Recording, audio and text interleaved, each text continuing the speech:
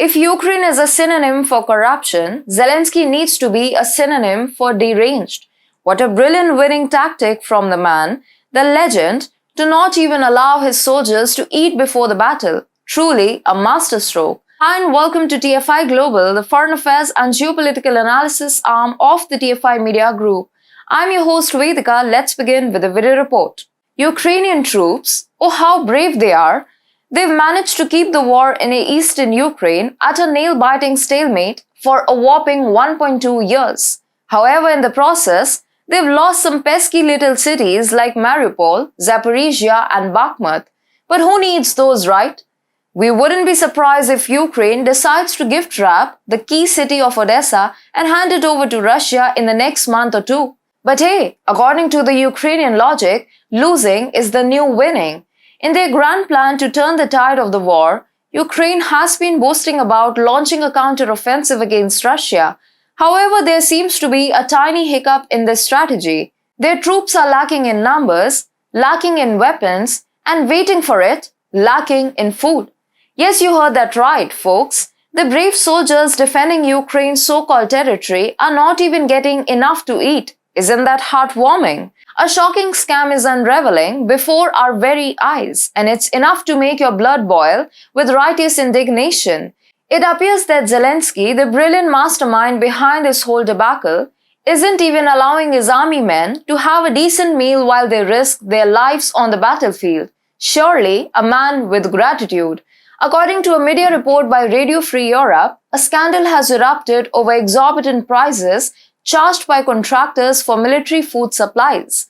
Schemes, the investigative unit of RFE-RL's Ukrainian service, has uncovered evidence that at least 4 major contractors have been shamelessly overcharging the defense ministry for essential food items meant for Ukrainian troops.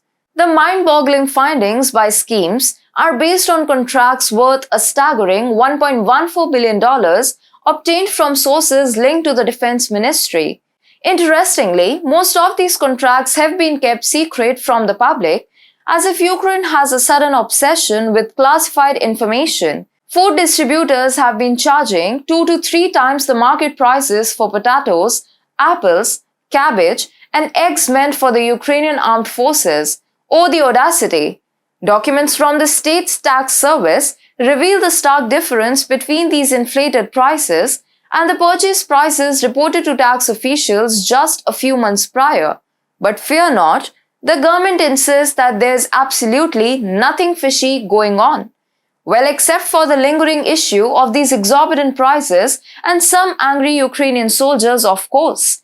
Now, Ukraine is an agricultural powerhouse, but it seems that Zelensky, in his pursuit of riches, has chosen to flood the Eastern European region with grains instead of adequately feeding his soldiers.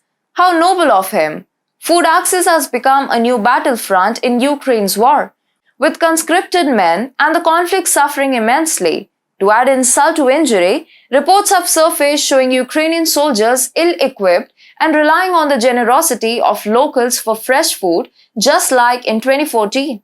The soldiers are the backbone of any strong nation, and yet here they are, starving on the front lines while Zelensky dreams of victory. Is this his twisted way of ensuring their loyalty? Rumors circulate about soldiers being forced to pay extra for their sustenance, but surely that's just a small price to pay for the honor of serving their country, right? It's time for a reality check, Ukraine. Wake up from your delusions. Your soldiers are being treated as pawns in a grand game of chess, sacrificed for the sake of a political agenda.